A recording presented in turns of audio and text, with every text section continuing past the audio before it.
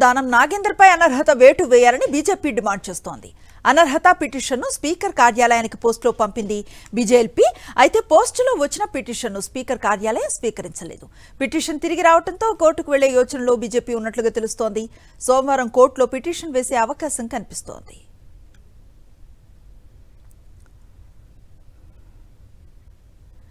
ఇదే అంశంపై పూర్తి సమాచారాన్ని మా కరెస్పాండెంట్ విక్రమ్ అందిస్తారు.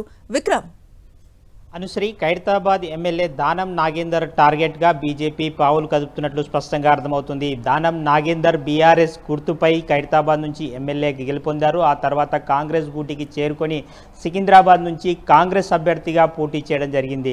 స్పష్టంగా పార్టీ మారినట్లు తెలుస్తున్న నేపథ్యంలో ఖచ్చితంగా అనర్హత వేటు వేయాలని చెప్పి స్పీకర్ కార్యాలయానికి వెళ్ళి పిటిషన్ ఇచ్చే ప్రయత్నం చేశారు బీజేపీ నేతలు. అక్కడ స్పీకర్ కార్యాలయంలో అనర్హత వేటుకు సంబంధించిన పిటిషన్ను తీసుకోలేదు. ఈ నేపథ్యంలో స్పీకర్ కార్యాలయానికి నేరుగా రిజిస్టర్ పోస్ట్ కూడా చేశారు బీజేపీ నేతలు మహేశ్వర్ రెడ్డి, అదేవిధంగా మాజీ ఎమ్మెల్సీ రామచంద్రరావు. రిజిస్టర్ పోస్ట్ చేసినప్పటికీ కూడా స్పీకర్ కార్యాలయం ఆ రిజిస్టర్ పోస్టును తిరస్కరించడంతో వెనక్కి రావడం జరిగింది. ఆ సంబంధించిన పిటిషన్, ఆ అనర్హత పిటిషన్పై కోర్టుకు వెళ్ళాలి సోమవారం రోజు అని చెప్పి బీజేపీ నేతలు భావిస్తున్నారు.